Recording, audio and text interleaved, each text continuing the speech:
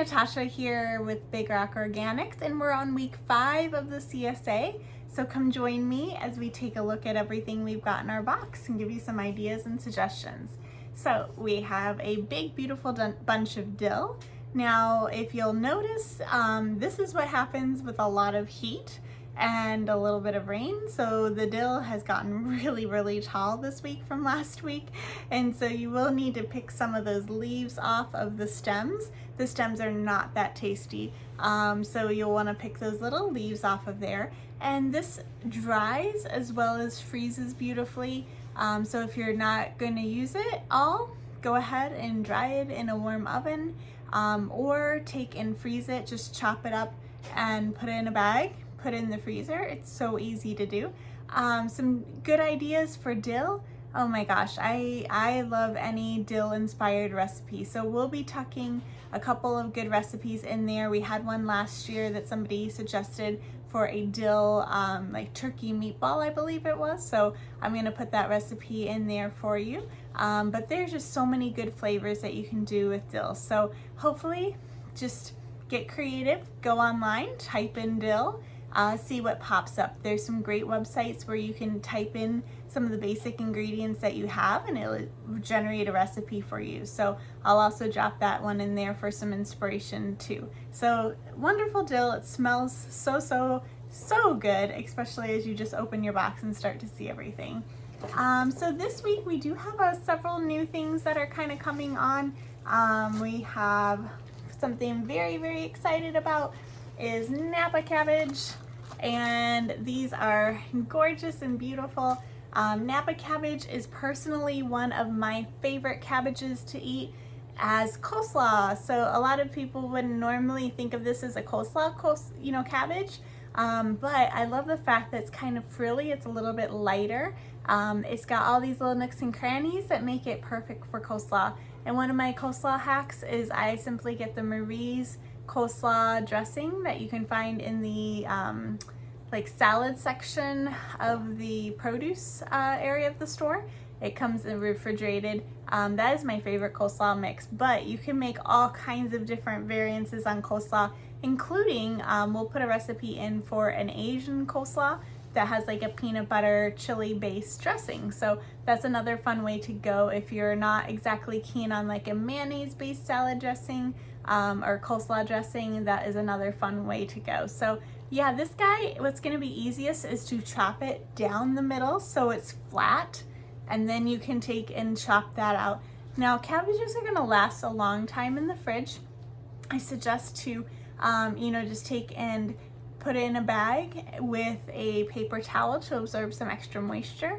And these will last typically, gosh, I think I had one in the fridge for at least three months or something like that. It was still really delicious. So cabbage is gonna be your one long laster. We have some great cabbages coming up here for next week, so stay tuned. We're getting into those good summer flavors. So Napa cabbage, and if you are into kimchi, this is another great idea to use your Napa cabbage for, is kimchi. So if you have a recipe for kimchi, drop that in the comments, because I personally have not made it yet and I really would love to. So maybe this year is the year. Okay, we've got, it's kind of slowing down, but we do have our purple kale, that beautiful, lovely purple kale. Look at that stuff. So that's probably gonna be the last week for this stuff here. And we will be having bunching kale again coming in the future, but that gorgeous purple kale. We also have our last week for spinach. So the spinach is leaving us, but we do have other fun things on the horizon. But last week for that spinach, and I have to say we've had 5 wonderful weeks. We're sorry to say goodbye, but 5 wonderful weeks of spinach. So make your last spinach salad and really savor it, because we've enjoyed that spinach so much this year. Lots of different root crops we have this week. We have your kohlrabi, and I had somebody suggest to use this instead of crackers. And you can use this for any sort of dip, or even, you know, like chicken salad or something like that. Just slice these really thin and use them as like a little cracker. They're so sweet and good. I just love my kohlrabi raw. You can also grate that. We did a kohlrabi salad where we just did it as matchsticks, and then you can mix it with carrots and put any sort of dressing on there, you know, whatever flavor you're kind of leaning towards. It's also really good pickled. So if you like the flavor of pickles, you can do your dill and you can do your kohlrabi and make a jar of kohlrabi pickles. And the great thing is they have all that dill flavor, all the pickle flavor, but they're just really crunchy. So if you like a really crunchy pickle, that's a great one. So we'll put a kohlrabi recipe for pickles in there for you. All right, so we've got the beautiful kohlrabis, different colors and all of that. We've got this week head lettuce. So we've got a couple different varieties for you this week of head lettuces. I don't know if I can actually manage to hold all of these at one time. So these guys are different kinds of Salanova varieties of head lettuce, and we will be having more head lettuces over the next couple of weeks. We are planting our summer romaine and iceberg right now. We put a shade cloth over them to keep them from getting bitter and bolting. So hopefully that will do the trick for our summer lettuces. We'll try to draw out this season as much as possible. So a couple different kinds of lettuces. I really think the leaf structure on this guy is just so pretty. All those different colors on there. And these would make lovely little boats for filling. So if you are doing a low gluten, you can put your sandwich fillings in here and just have the cutest little miniature lettuce boats. So that's a really great one. And then the other lettuces are so easy. Just cut the bottom off, chop it up, toss it all together, and you have a nice salad. We'll probably still have leaf lettuce because it is still going well, but I wanted to make sure we squeeze these head lettuces in before the weather gets too hot. Scallions, of course, you know the drill on those guys. You can use them in anything you would use an onion. So always delicious. I find myself using scallions in just about everything, and it always just adds a little flavor, a flavor kick. We've got our beets again. So different colors of beets. Might get some pink ones. These are bullseye beets, and yellow golden beets, and white beets and red beets. And of course all the greens are edible as well.